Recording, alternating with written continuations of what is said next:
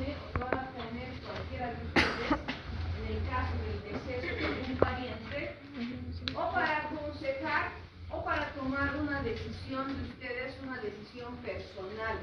Y se van a dar cuenta de la decisión que asuman, los efectos que pueden generar. Eso es lo que vamos a revisar. Además, cómo se realiza ahora la aceptación de la herencia y cómo se realizaba anteriormente. Pero antes de eso, porque creo que estamos todos, y antes de que cerramos el libro y yo me olvide, quiero más o menos darles una programación tentativa de nuestro cronograma del segundo parcial. Para eso, me refiero a todas las actividades porque siempre hay de por medio un jueves o un lunes que tenemos un feriado o algo que nos va a interrumpir el avance. Y quiero anticiparme a cualquiera de esos hechos porque Corpus Christi creo que cae algún día de jueves. Y antes de eso, quiero que veamos lo que va a ser nuestro trabajo práctico para el segundo parcial. Hoy día estamos en 2 de junio. El día jueves tendríamos que terminar nuestro tema de la aceptación de la herencia. El día lunes 9 de junio voy a traer los exámenes para que ustedes los revisen porque seguramente ese fin de semana se va a abrir el sistema para poner notas. Entonces ustedes van a poder revisar y conocer sus notas. Ese día que va a ser de trabajo, digamos, de trabajo de revisión, probablemente no nos alcance para avanzar tema. Nos vamos a ir luego al jueves 12 de junio. El jueves 12 de junio vamos a hablar de nuestro tema de la renuncia a la herencia. Y luego el 16 de junio ustedes tienen que ya trabajar, porque va a ser su trabajo, anótenlo por favor, en la aceptación con beneficio de inventario. Entonces, el trabajo para el segundo parcial es la aceptación con beneficio de inventario. El trabajo se sube a la plataforma hasta el domingo 15 al mediodía.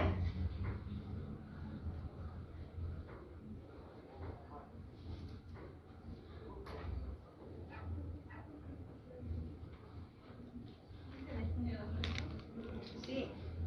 15 de junio suben el trabajo a la plataforma para que el 16 de junio lo estemos trabajando acá en clases y defendiéndolo ustedes. Y así no quedamos interrumpidos porque luego tenemos el 19 de junio que es Corpus Christi y ahí va a ser feriado.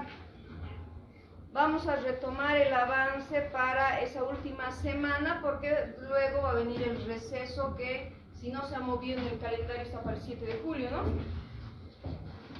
7 de julio, 2 semanas, de ahí nos vamos a ir hasta fines de julio a terminar de avanzar probablemente 3 temas que nos queden pendientes, de manera que ya los primeros días de agosto vamos a dar el examen de segundo parcial. Tenemos todo programado en esas fechas, tomando en cuenta las probabilidades de que exista de por medio algún otro evento desafortunado probablemente. Pero con todo vamos a llegar hasta antes de las elecciones a dar nuestro examen de segundo parcial. Porque después de las elecciones todo puede pasar. Así que no quiero arriesgarme a no tomarles. Por ahí vamos a estar todos agarrando mochilas y pasando la frontera. Ojalá no pase esto. Pero vamos a tomar esos recaudos. Como todo se va a convertir o se va a hacer caótico después de las elecciones, vayámonos antes. Además, en nuestra agitada agenda cultural, creo que también las fiestas de la Virgen de Urcupiña las han recorrido. Y eso, no sé si qué día nos cae o la entrada o alguna cosa de esas en medio de nuestro avance. Entonces, por eso es que la primera semana de agosto, entre el 3 o el 4 seguramente, si cae jueves, estaríamos dando nuestro examen de segundo parcial. Ya tenemos todo nuestro cronograma preparado. 4 sería, ¿no? Sí. Entonces, esa va a ser nuestra fecha tentativa. Viernes. 4 de agosto. Agosto, fíjense agosto.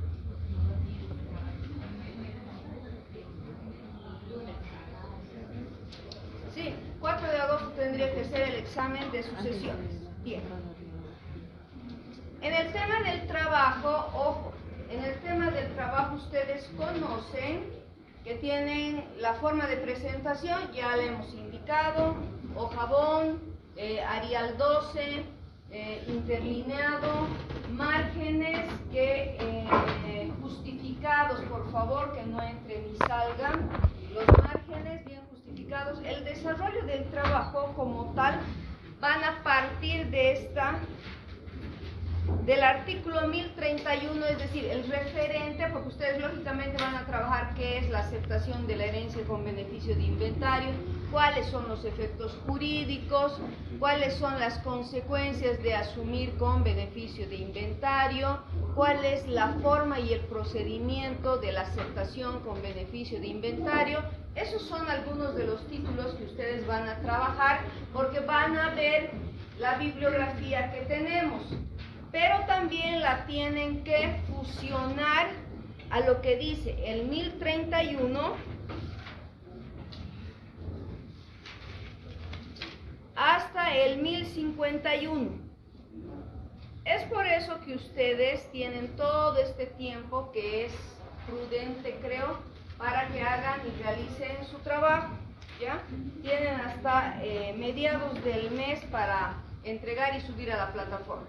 Por eso les estoy dando este día, para que no me olvide y ustedes tampoco tengan justificativo para decir que fue demasiado el tiempo, muy apretado o muy corto.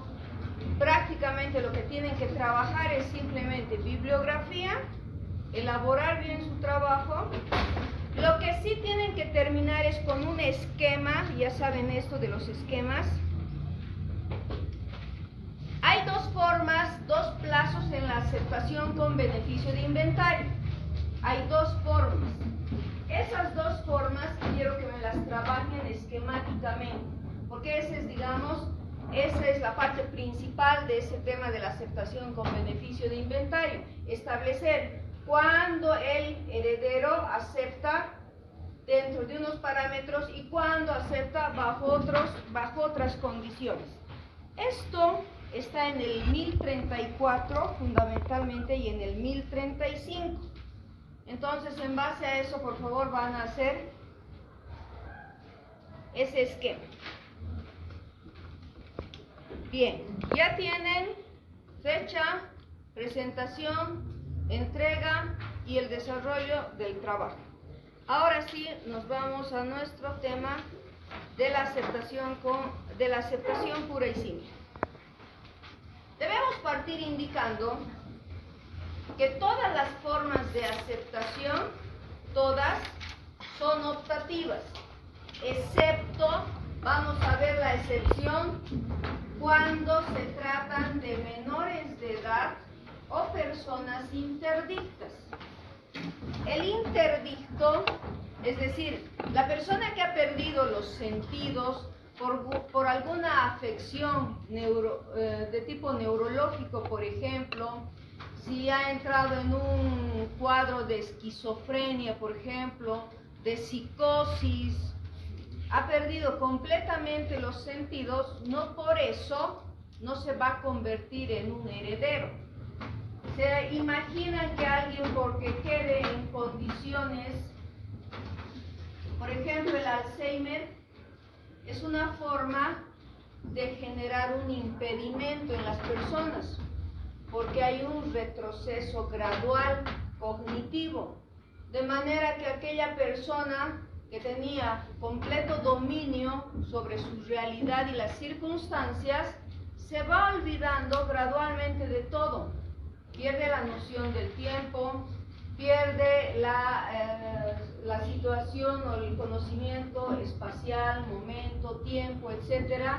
Y esa persona no podría quedar desvalida solo porque ha quedado en esa circunstancia. Y además, todas las situaciones de estos impedimentos de orden mental suceden sin previo aviso. Nadie sabe con certeza si puede tener una afección mental en el futuro, ¿se dan cuenta? Entonces, la ley tiene que tomar esas previsiones también para ese grupo de la población.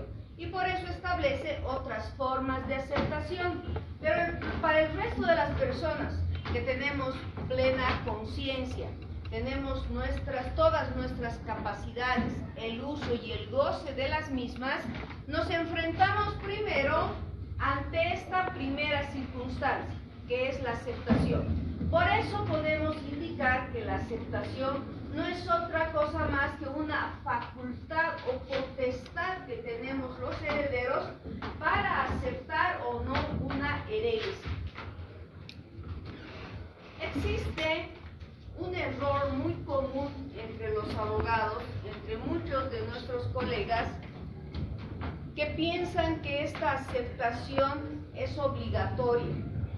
Y les digo, es muy común porque entre abogados, en medio de ese conjunto de abogados, ellos piensan que cuando ha fallecido alguien, inmediatamente el trámite de rigor es el de la aceptación de la herencia. Y eso no es verdad. Vamos a dilucidar todas estas circunstancias en esta clase y en la siguiente que concluyamos. Porque primero, ante todo, tienen que entender esto. ¿Es una facultad o una potestad? Decimos que la aceptación tiene una función jurídica fundamental, porque nos vamos a adherir a un llamamiento que se hace cuando se abre la sucesión. ¿Cuándo se abre la sucesión? Al fallecimiento del causante. Con su muerte real o presunta, hay la apertura de la sucesión, ahí se abre la sucesión, y dependerá de nosotros, porque hay otra figura que se llama la delación sucesoria, de decidir. Ahí haremos una acción de nosotros completamente personal y voluntaria de decidir si aceptamos o no esa herencia. ¿Se dan cuenta? Por eso se convierte en una adhesión o llamamiento como efecto de la apertura de la sucesión. Ahora, ¿cuáles son los efectos jurídicos? Trabajemos en eso y vámonos primero al artículo 1022, que en realidad ha condensado en un solo artículo los efectos de la aceptación y de la renuncia a la herencia, que por supuesto lo vamos a ver luego, la renuncia a la herencia. A ver, vamos a leer el 1022. ¿Ya tienes código, Kenny? Sí, siempre. Ya, siempre. Siempre que te acuerdes. Ya, 1022.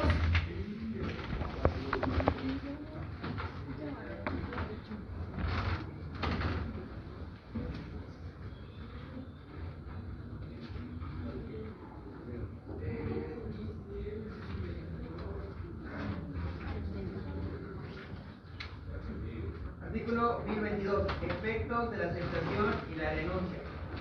Los efectos de la aceptación y la renuncia de la herencia se retrotraen al momento en que se abrió la sucesión. A quien renuncia se le considera no haber sido nunca heredero, y a quien acepta se le tiene definitivamente por heredero adquiriente de la herencia en los términos del artículo 1007. Ahora vámonos al 1007, por favor.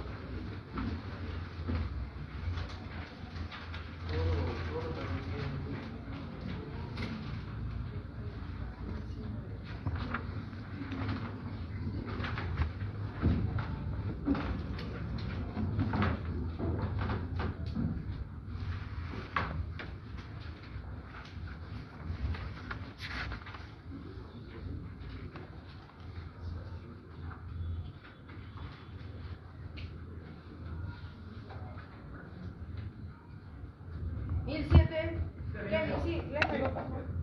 Adquisición de la herencia. Artículo 1007. Adquisición de la herencia. Parágrafo primero. La herencia se adquiere por el solo ministerio de la ley desde el momento en que se abre la sucesión. Parágrafo segundo. Los herederos, sean de cualquier clase, continúan la posesión de su causante desde que se abre la sucesión. Sin embargo, los herederos simplemente legales y los testatarios, así como el Estado, deben pedir judicialmente la entrega de la posesión, requisito innecesario para los herederos forzosos, quienes reciben de pleno derecho la posesión de los bienes, acciones y derechos de culto. Exacto. Primero, el artículo 1092 es muy expreso porque nos habla de cuáles son los efectos jurídicos, tanto de la aceptación. Acá está hablando de dos fenómenos jurídicos. Por un lado es la aceptación y por otro lado es la renuncia. Pero para fines legales producen los mismos efectos. ¿Qué quiere decir esto? Que retrotraen las cosas al momento en que se ha abierto la sucesión. ¿Qué quiere decir esto? Vamos de nuevo al 1022. Los efectos de la aceptación y la renuncia de la herencia se retrotraen al momento en que se abrió la sucesión. A quien renuncia se lo considera no haber sido nunca heredero, y a quien acepta se le tiene definitivamente por heredero adquiriente de la herencia en los términos del artículo 1007. ¿Se dan cuenta ustedes gráficamente qué significa retrotraer? ¿Alguno podría ejemplificarlo? ¿Traer del pasado? Volver a retroceder. A ver, retrotraer es ir hacia atrás, volver a un estado anterior. Efectivamente, vamos a identificarlo.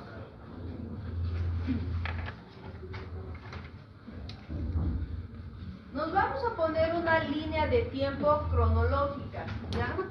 Las líneas de tiempo se trabajan de esta manera. Vamos a imaginar que el 2 de enero del 2023 falleció una persona. Vamos a imaginar que es Marcos. Por X o Z razón, sus herederos recién terminan de hacer la aceptación o hacen la aceptación ahora 2 de junio del 2025. En una línea de tiempo establecemos cuántos años han pasado. Y tenemos 5 meses, ¿no? ¿Serían? Ya. 2 años y 5 meses. Y recién acá los herederos de Marco hacen su aceptación de la herencia, porque después vamos a ver que la ley nos pone plazos para la aceptación de la herencia. Si es una aceptación pura y simple. Pero vamos a imaginar que por términos económicos, vamos a suponerlo así, porque no se olviden que en medio de esto, de una aceptación de la herencia, si aceptamos la herencia y nos hacemos cargo de un patrimonio, tenemos que pagar impuestos. Eso es indiscutible. Y los impuestos, cuando uno hace una aceptación de la herencia, tiene 2 plazos para pagar el impuesto. Para la gobernación pagamos en 90 días y para los impuestos nacionales pagamos en 10 días. Entonces, ese plazo que nos pone impuestos nacionales es un plazo mucho más corto. Si no lo hacemos dentro de los 10 días, tenemos multas, tenemos sanciones, corren intereses y sanciones por incumplimiento a deberes formales. Todo eso, esas categorías, la suma impuestos nacionales y nuestro impuesto que tenía un determinado valor se va a ver incrementado.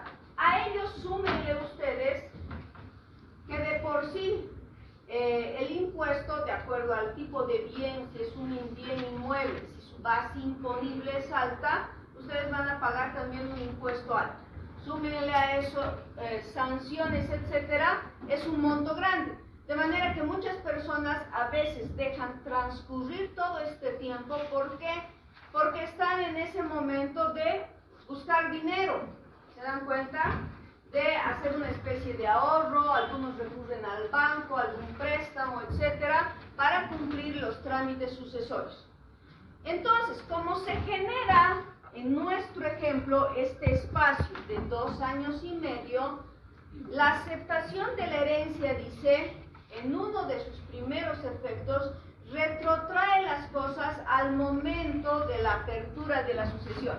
Es como si idealmente o de una manera ficta, ustedes están acá el 2 de junio, hacen su aceptación de la herencia, pero se produce una ficción y es como si ustedes se trasladaran a este 2 de enero. ¿Se dan cuenta? Retrotraen el tiempo como si se pusieran en una cápsula del tiempo, y la ley considera que si ustedes han aceptado acá, pero en el momento que aceptan es como si se trasladaran hace 2 años atrás y estuvieran aceptando todo ese patrimonio, casas, vehículos, obligaciones, etc. No vamos a hablar todavía de obligaciones como tal, porque ese es el tema que ustedes van a trabajar en la aceptación con beneficio de inventario. Se van a dar cuenta en el desarrollo del trabajo que la aceptación con beneficio de inventario precisamente se hace cuando la herencia tiene deuda. Y como yo no quiero hacerme cargo de una deuda, acepto con beneficio de inventario. Es decir, separo las cosas de mi causante y mi patrimonio. ¿Ya? Les estoy poniendo más o menos, dando unas ideas de lo que ustedes van a hacer en el trabajo, pero se van a encontrar con esto. ¿Ya? Entonces, vamos a referirnos acá, que en este ejemplo tipo que les estoy dando, el primer efecto de la aceptación de la herencia es retrotraer el tiempo, ir hacia atrás, como el día que estamos aceptando es como si hubiera ocurrido en el mismo día del deceso de aquella persona a quien estamos heredando. ¿Bien? Y este artículo, y lo mismo pasa con la renuncia, ojo, los mismos efectos se producen tanto para la aceptación como para la renuncia. Ustedes pueden dejar pasar todo este tiempo y el día 2 de junio dicen no voy a aceptar esa herencia.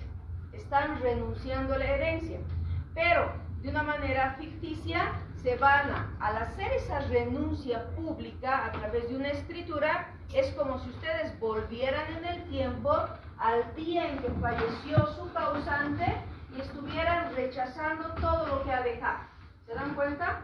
Ese es el efecto que provoca y que nos relata además el artículo 1022. Que además lo compulsa y lo complementa con el artículo 1007. Del 1007, en realidad lo que ustedes tienen que tomar, porque habla de la adquisición de la herencia. La adquisición de la herencia se la hace, es un fenómeno inmediato, directo de la aceptación de la herencia. Yo acepto la herencia y entonces en ese momento estoy adquiriendo la herencia, materialmente hablando. Y este artículo 1007, si ustedes han tenido el cuidado de escuchar, dice, para los herederos forzosos, la adquisición de la herencia materialmente, dice, no necesita de una posición judicial, no necesita que una autoridad judicial nos diga, tú eres heredero de tu padre, de esta casa, de este vehículo y de este lote de terreno. Y tienes que pedir judicialmente al juez que te declare poseedor de eso. Antes había un interdicto que se llamaba un interdicto de adquirir la posesión. Y era un poco ritualista.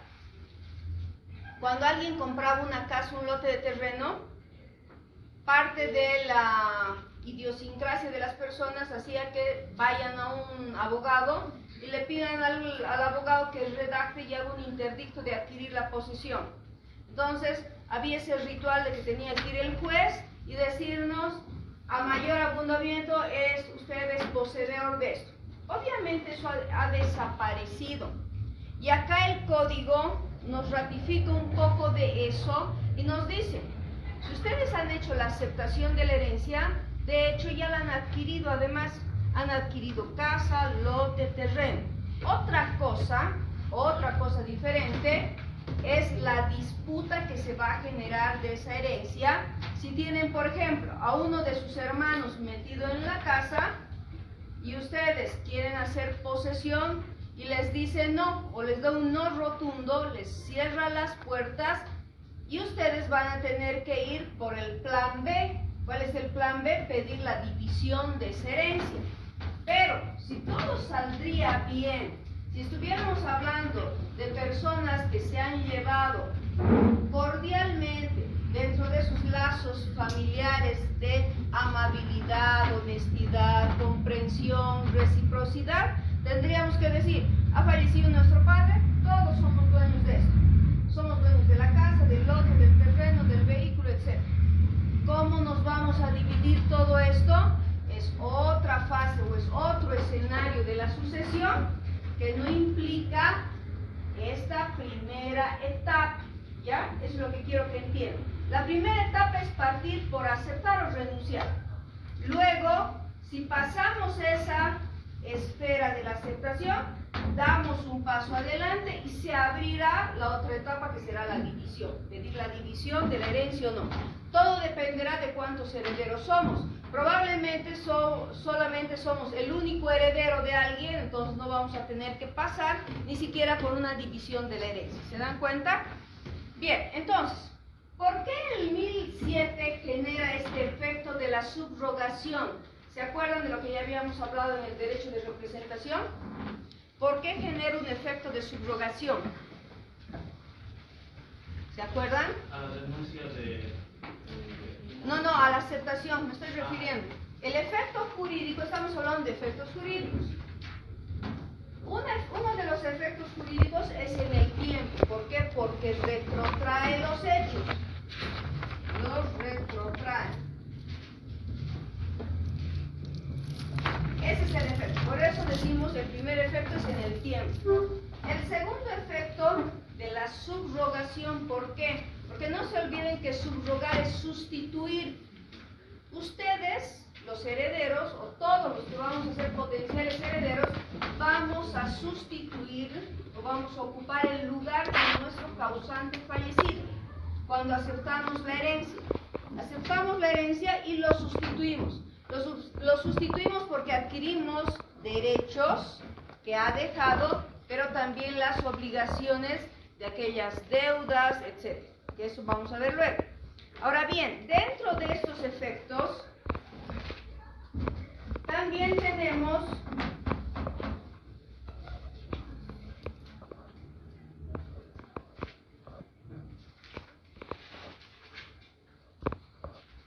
lo que dice el artículo 1030. Para no salir de esta esfera, el artículo 1030 directamente nos lleva al otro efecto que tiene, el otro efecto jurídico. Léanlo por favor, el artículo 1030. Acá adelante, por favor, tienes tu código, léanmelo. El artículo 1030.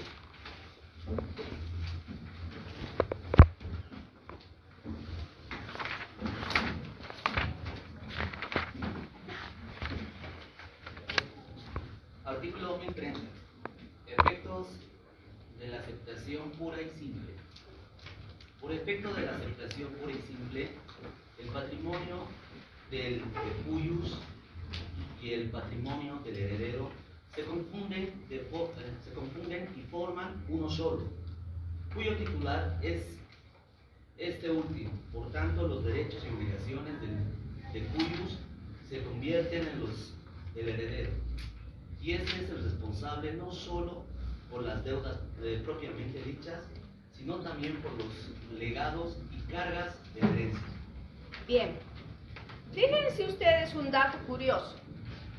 Si se van al artículo 1016 y levantan un poco la mirada, se van a encontrar con que el capítulo 4 lleva por título de la aceptación y la renuncia de la herencia. Exacto.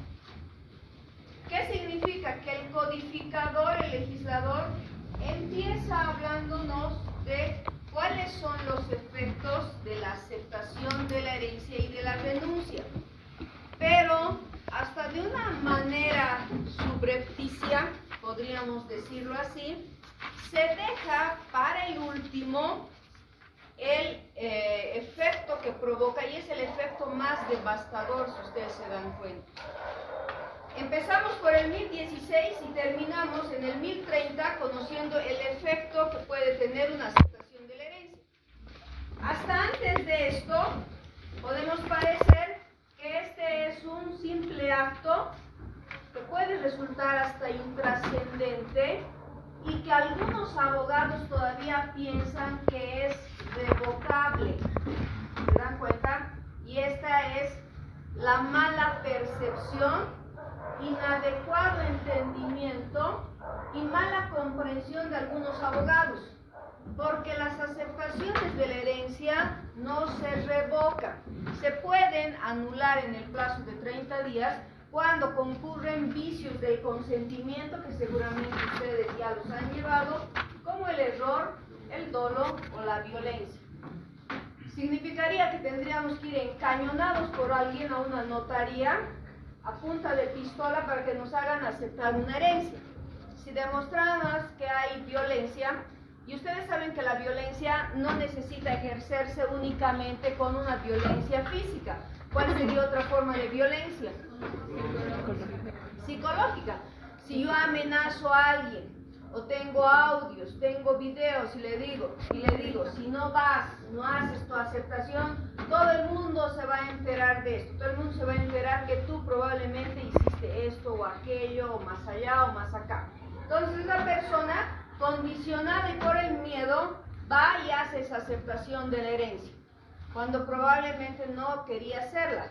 ¿Por qué? Porque quien le obligó probablemente era un acreedor de su padre, y lo que quiere es que ese heredero acepte para que se confunda su patrimonio y termine pagándole toda la deuda. ¿Se dan cuenta? Entonces ese es el gran riesgo y el peligro. Y el código nos deja esto en la última parte, como para que no terminen de leer todos y luego recién conozcan esta verdad que es muy peligrosa. Dice, por efecto de la aceptación pura y simple, el patrimonio del de cuyos y el patrimonio del heredero se confunden y forman uno solo, cuyo titular es este último, es decir, el heredero.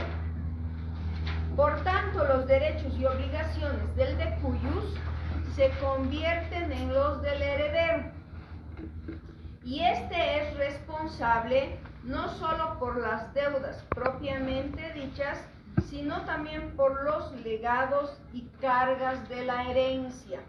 Y esto es lo peor.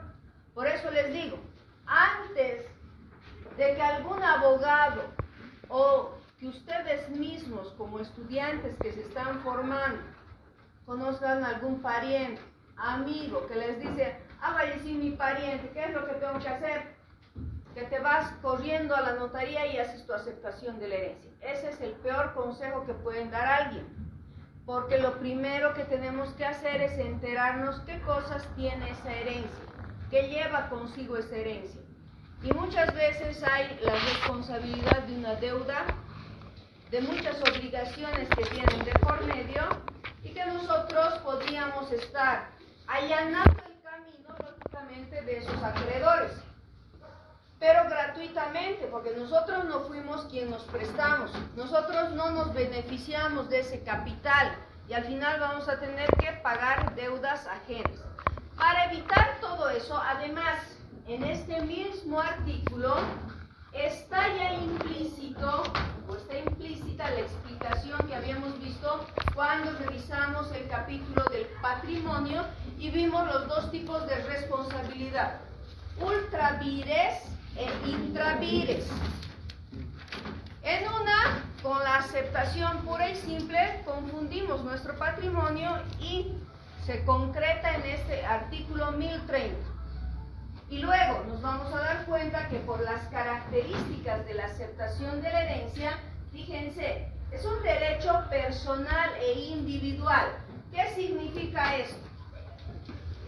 Que si acá hay una persona que ha fallecido y esta persona tiene 3 herederos,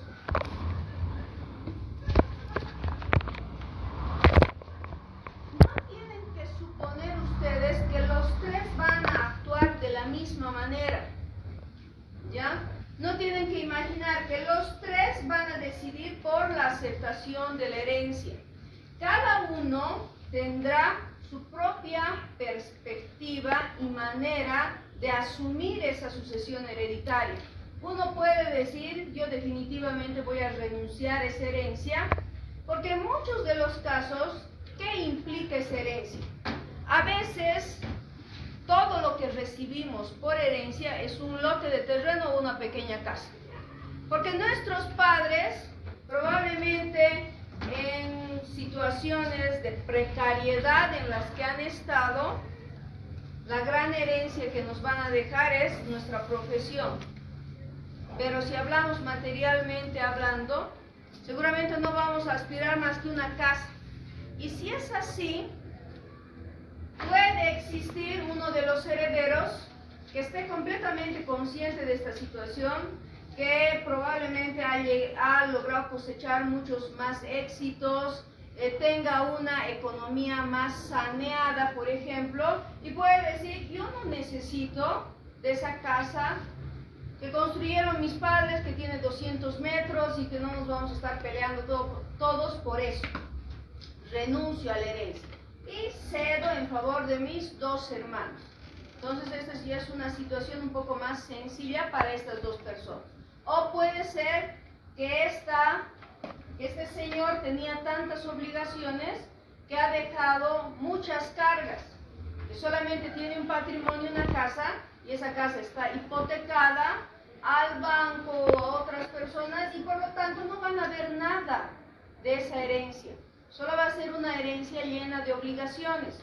¿Qué hacemos entonces? Si tuviéramos la perspectiva de que va a sobrar algo, ustedes ya lo van a ver, hacemos una aceptación con beneficio de inventario, porque en una aceptación con beneficio de inventario digo, hasta acá, este es el patrimonio que ha dejado mi causante, estas son las deudas, con esto se pagan deudas, y si sobra algo, eso viene para el heredero. Y si no hay, por supuesto que el heredero tiene que olvidarse de cualquier posibilidad. ¿Se dan cuenta? Entonces, no hay una situación tipo como tal. Cada uno, dentro de su realidad familiar, va a observar múltiples situaciones. Son tantas y tan diversas que nunca van a dejar de encontrar ejemplos distintos uno del otro. Generalmente pasa, por ejemplo, cuando me consultan, dice, ha fallecido mi padre y nos hemos enterado que mi padre había tenido un hijo o una hija. Generalmente ahí aparecen las sorpresas, donde surge otro heredero por ahí, que estaba perdido por ahí. Y tenemos que compartir y hacer parte con él. Hay alguna gente que dice, nos hemos enterado que mi padre tenía un hijo más y tenemos que esperar qué va a decidir él para hacer la aceptación o no de la herencia, porque tenemos que ir al notario. No, falso. No necesitan estar, ni aunque aparezcan otros herederos, todos de acuerdo para tomar la decisión. Por eso decimos que es una decisión personal e individual. Cada uno puede ir a un notario distinto para hacer su aceptación de la herencia o su renuncia. Obviamente cuando lo hacen en conjunto es porque quieren disminuir gastos, porque si no, los notarios tienen un arancel para las sucesiones hereditarias. Hay que pagar valorados al Banco de la Unión. Entonces, es mejor si lo hacemos en conjunto, dividimos gastos y no tenemos tanto problema. Pero eso no significa que esa sea la regla. Sí, Max. Ahorita, viendo esa figura del derecho que es personal e individual, en una situación que usted planteaba, por ejemplo, de que no haya esa unión, esa armonía familiar, y que un hermano quiera recibir y el otro también reciba, pueden hacerlo bajo la forma que ellos quieran. Uno, póngase, dice yo acepto con beneficio de inventario, y el otro puede decir yo acepto de forma pura. Sí, exacto. ¿Qué efectos jurídicos traería eso respecto del patrimonio de los causantes? En realidad los efectos jurídicos traen individualmente para cada heredero. Como tú dices, vamos a suponer que este ha renunciado, por tanto este queda apartado completamente. Este lo hace con beneficio de inventario porque ha ido un abogado y el abogado le ha explicado muy bien de cuáles son los efectos que puede generar esa aceptación pura y simple. Y si este heredero le dice, sí, sé que mi papá debía a 4 personas y que la casa está hipotecada, entonces el abogado le diría, tienes que hacer tu aceptación con beneficio de inventario, preparas tu inventario de los bienes y tu inventario de las personas a quienes debe, a sus acreedores. De manera que ofreces y dices, esto es lo que ha quedado, con esto ofrezco pagar a los acreedores. Pero si este otro hermano ha sido inconsecuente o rebelde con este otro, no ha habido un punto de coincidencia y él a tontas y a locas se va, hace su aceptación de la herencia, está confundiendo su patrimonio inmediatamente. Esta persona fue sensato, de manera que cuando aparezcan los acreedores no se olviden, en un proceso judicial van a buscar todos los bienes que puedan haber para lograr cobrar sus acreencias. Si la casa no es suficiente porque hay varios acreedores, van a buscar otro patrimonio. Este señor lo ha puesto a buen recaudo y no van a poder atacar su patrimonio ni su casa. Pero él, como tomó una mala decisión, se puede ampliar los embargos y la ejecución a su propiedad. Y obviamente eso es satisfactorio para el acreedor. El acreedor quiere que nos equivoquemos y por lo tanto él asegure al 100% cobrar su acreencia. ¿Sí? Supongamos en el mismo ejemplo, ¿no? Que un señor falleció, tiene 3 hijos. Los 3 hijos los pueden hacer en la fecha que ellos gusten. Ahí vamos a ir, exactamente. Me voy a adelantar un poco, que esto deberíamos verlo al final, pero probablemente es una inquietud que todos ustedes tienen. Una aceptación pura y simple tiene 10 años para que podamos realizarlo, pero 10 años en términos normales si nuestro causante ha fallecido sin dejar acreedores. Porque si hay acreedores, los acreedores no nos van a esperar 10 años a que digamos aceptamos o no aceptamos, renunciamos o aceptamos con beneficio de inventario. A ellos les interesa cobrar y recuperar su dinero. Entonces ustedes ahí es donde entran con su trabajo de investigación, van a ver que el juez se puede acudir a la autoridad judicial. Hay un tiempo en el que los acreedores van a decir, por favor, nuestro deudor ha fallecido, pasan los 9 días de que ha muerto y queremos que convoque a sus herederos para que sus herederos digan si aceptan la herencia en forma pura y simple o con beneficio de inventario, para que nosotros continuemos con nuestro proceso de ejecución. ¿Se dan cuenta? Entonces, en resumen, el plazo para aceptar la herencia son 10 años si no hay deudas. Hay deudas, los acreedores no se van a quedar cruzados de brazos, ellos nos van a pedir que nos pronunciemos en qué manera vamos a aceptar esa herencia. ¿Sí? Respondida la... ¿Qué? Sí, doctorita. Bueno, mi pregunta igual se basa en el sentido de que supongamos que no tiene deudas la propiedad o los bienes que ha dejado, y supongamos que el primer hijo va y bien fallece, va y acepta la herencia, ¿no es cierto? Pero como usted indicaba en los anteriores temas, él solo tiene un porcentaje, ¿verdad? Exacto. Los otros 2 porcentajes, digamos, uno está en España y no viene y no lo acepta, o no lo quiere aceptar, como dicen, no tal vez por estrategia o qué sé yo. La parte de sus bienes está ahí.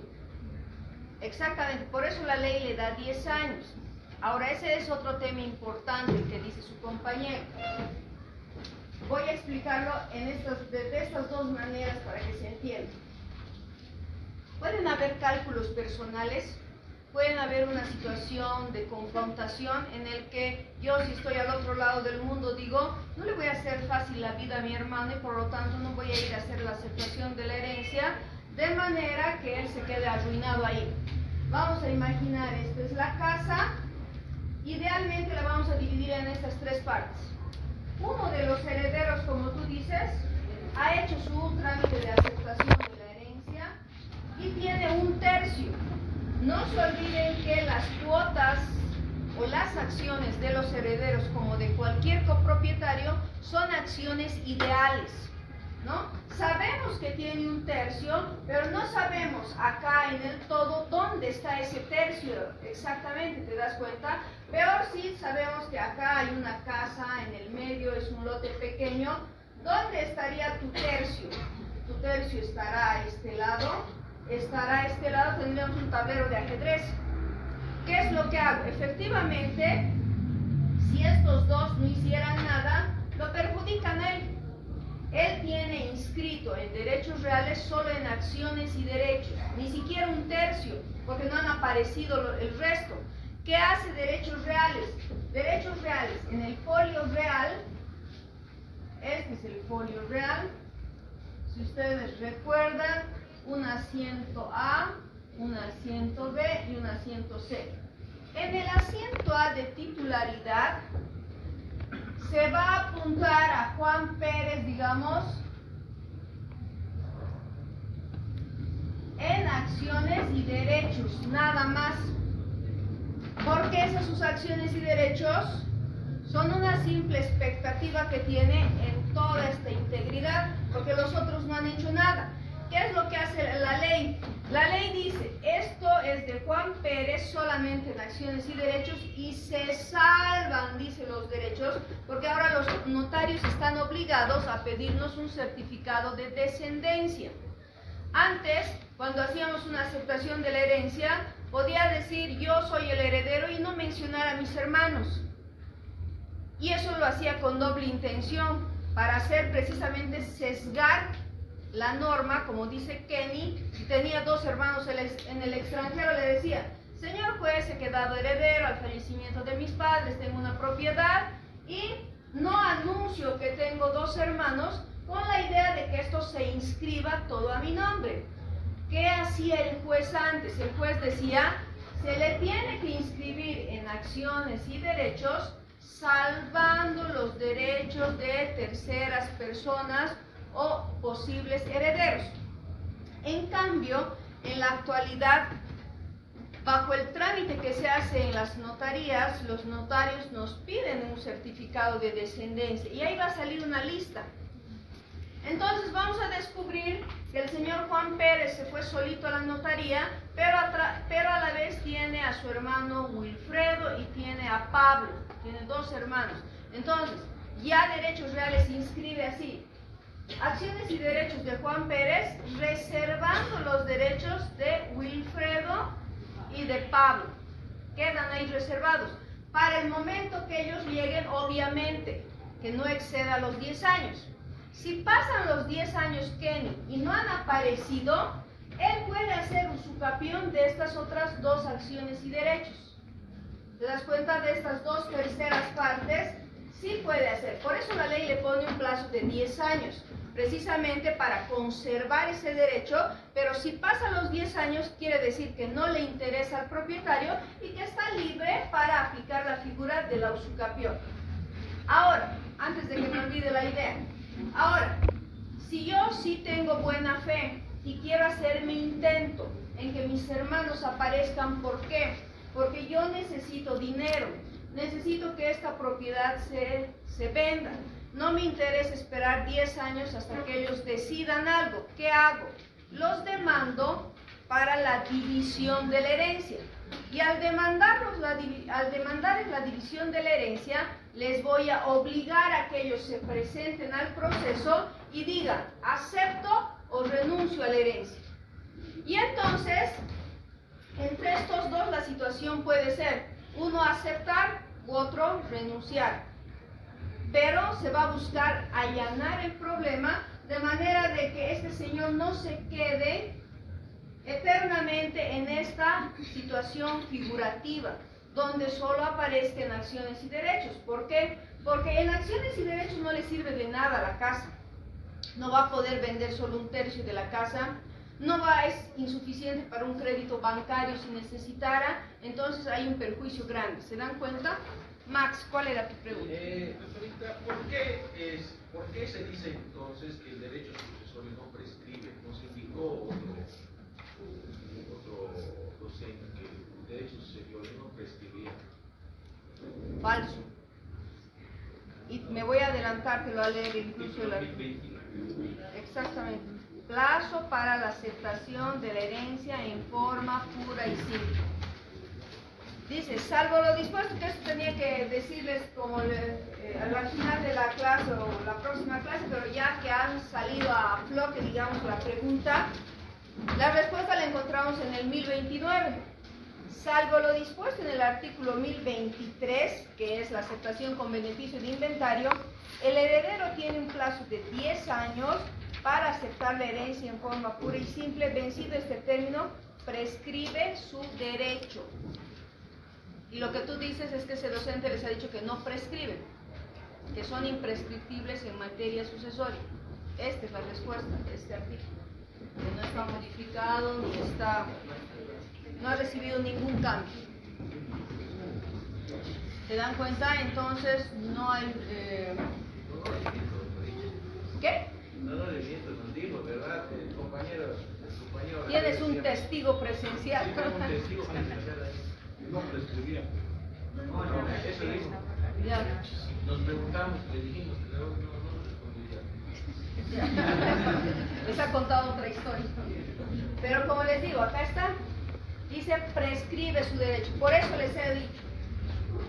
En esta situación, este señor que estaría aparentemente atado de manos y pies porque a los demás no les interesa, o bien espera esos más de 10 años y la inactividad de sus hermanos para plantear la prescripción y quedarse con esa parte, o fruto de la emergencia y la necesidad, él demanda la división y partición. Ahora, probablemente en lo que, no sé por dónde iba la explicación, yo no estaba en ese momento.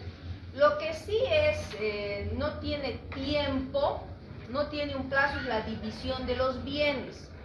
En materia de división sucesoria de bienes no hay plazo. Eso sí, eso es verdad, por si acaso. No sé si a el enfoque estaba dirigido a eso. Probablemente el docente les estaba explicando. Y la división y partición de bienes herederos, heredables, lo pueden plantear en cualquier tiempo. Es imprescriptible, eso sí.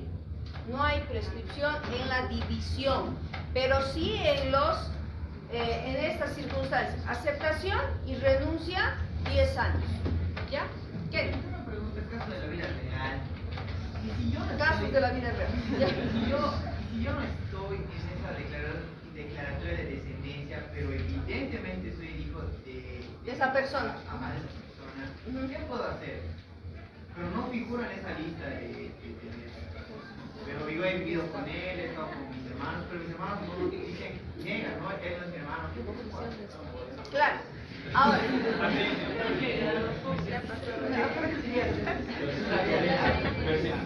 Ya. ¿Qué es lo que puede pasar eso? A ver, vamos a imaginar que tampoco la tecnología es infalible. Nos confiamos efectivamente ahora como una prueba de mucho peso en la certificado que emite el CERESI de descendencia. Y ahí tendrían que aparecer todos los hijos, efectivamente. Pero el caso que plantea Kenny no deja de ser evidente. Yo tenía unos clientes que habían nacido, era una sucesión de hermanos. Ustedes saben que antes la procreación estaba en su mejor momento, a principios del siglo XX, y tenían 10, 12 hijos. Y uno de estos clientes era el menor de 12, ¿te das cuenta? Menor de 12, y su hermano mayor había nacido por 1940. En 1940 no existían todavía las oficialías de registro civil, sino existía lo que hacían en las parroquias. Las parroquias emitían la fe de bautizo, los certificados de bautizo, y esas eran la prueba. Entonces, cuando hicimos la sucesión hereditaria, efectivamente en la descendencia, como dice Kenny, no aparecía este señor por la época en la que había nacido. No se habían trasladado de los libros de la parroquia al CERESI esa información, había un defecto.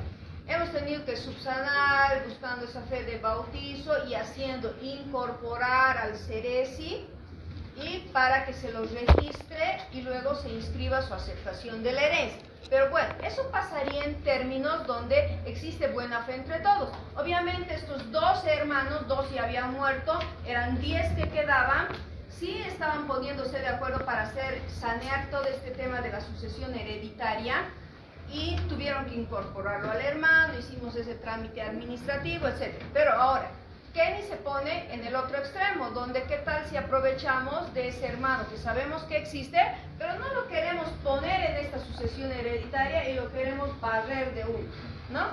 Entonces, si pasara algo por el estilo, tú tienes la demanda de nulidad de esa sucesión hereditaria para decir, es nula incluso si han llegado ya a la división. Imagínate que se hicieron declarar, procedieron a la división y cuando tú llegaste ya no había nada, no encontraste ya nada. Tienes que pedir, atacar al último acto que ha sido la división.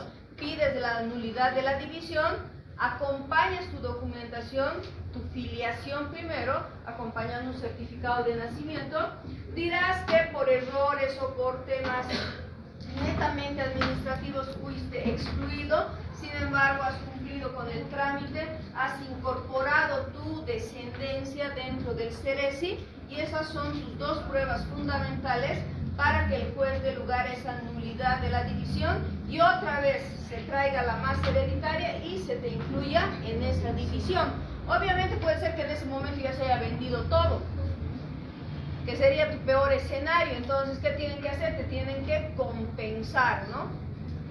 Volveríamos a ver qué bienes había, cuáles eran los peritajes, cuáles eran los montos y en qué fracción tú entras, ¿no? Pero hay esa posibilidad. Obviamente no te voy a decir que es el camino más corto, porque es el camino más pedregoso que puede existir judicialmente hablando, pero sí hay esa solución, ¿no? Así que mejor no seas hijo de nadie. ¿Listo? ¿Alguna otra pregunta? Nos vamos a tener que quedar acá porque nos faltan 5 minutos. Pásenme la lista. Me van a hacer recuerdo en qué nos estamos quedando. No hemos terminado los caracteres. 4, ¿ya? Leo rápidamente la lista y por favor nos retiramos.